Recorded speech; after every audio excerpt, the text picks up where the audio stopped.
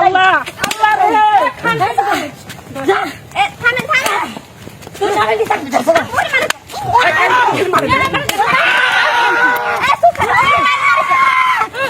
এরকম কয়কাল সহ্য করবো কন? কোনো মাইয়ের স্বামীর বাগ দিতে চায় না, সব সহ্য করতে পারে। শাশুড়ির জ্বালা শ্বশুরের জ্বালা সব সহ্য করতে পারে, স্বামীর বাগটা কেউ দিতে চায় না। এরকম ঈদ হইতে এরকম কয় কি আমি যাই বছর একটা দিন একটা কাপড় কিনছে, এই কাপড়টা পর্যন্ত মাগির দেখাই গেছে।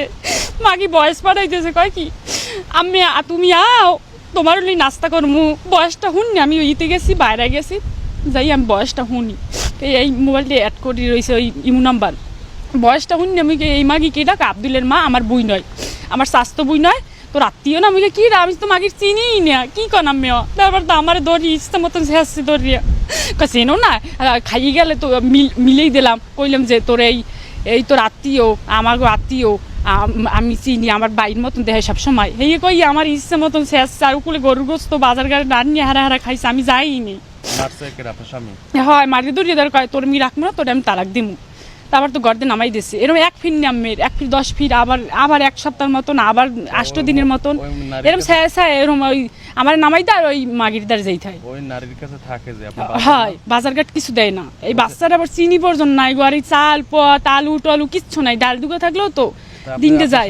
আমি জানতে চাইছি আমার মারিয়ে দৌড়ি আমার কিছু হয় না, আমি যে কমও কিছু আমার কোনো লাইনই দেয় না, আমার মারিয়ে দৌড়ি কিছু হয় না। শাশুড়ি শ্বশুরি একজোট, ওই মাগির লাগে সম্পর্ক করাইতেছে, হেরাই একজোট ইয়া। ওই যে কালবট আছে না, গাজীবেরি আছে না, এই গাজীবেরি আমার বাড়ি।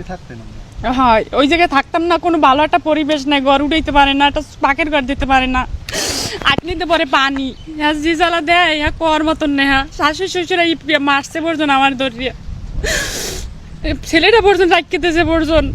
কোনো মাইয়েরা চায় না আমার মার যে ইয়া পহেলা সুখ হয় না, তিনটা বলা হয় না, আমরা 3 বোন। এইলে গড়ে নামি গেছে হেইতে দেই বাপের যে কত একটা আদর ভালোবাসা, বাপ মার বাপের ভালোবাসা ছাড়া রইছি, বাপের ভালোবাসা পাইনি। এই মা, এই বড় বুইনে, এই ছোট বুইনে, 3 বোন আমরা। আমার বাচ্চা গেছে 2 জন, একজন ছিল মারা গেছে। এইজন থাকতো হেরা কাউর হচ্ছে, এইজন থাকতো হেরা কাউর হচ্ছে, হেরা জানা দিয়েছে সবাই মিললে আমারে যেমন চাকরি বাচ্চা করে খামার দেয়, আমার শ্বশুরে আমার শাশুড়ি সবাই মিললে আমার অত্যাচার করে। আমি করতে চাই, ও কি চাইবে? ওই মাগিরদার থাকলে আমারে একটা না কাশিটা 1 মাস হইতে গড়তে নামছে, আমার বাচ্চার কোনো আমি জানি পর আমার খোঁজখবর না লইলে আমার বাচ্চা দুধের বাচ্চা, এই দুধ পর্যন্ত খাইতে পারে না। আমি গড়তে নামিয়ে না খাইয়ে মারদার গেছি, মার দেশে গড়তে নামা কয়ে তোরে আগে সারাইতে চাইছি, পারিনি, আর নামছে কত গড়তে আগে নামতেই আগে 1 ফিট নিয়ে 100 ফিট। তোর বাচ্চা কাছে যে লয় নাই, ভালো জায়গায় দিয়ে দিল, তুই শান্তি থাকতি, গাড়ি চালাইতে, টমটম চালাইতে। এরকম 5টা টাকা পর্যন্ত হাতে দেয় না, কি করবো? আমি ওখানে থাকতে চাই না। ওই যে নিজের বউ বাস চালাইতো ইয়ে পর বিয়ে করে, আমি ওখানে থাকতে চাই না। আমার কেমনে ছাড়বে এই ছাড়িয়ে দিউক, আমি ওখানে থাকতে চাই না।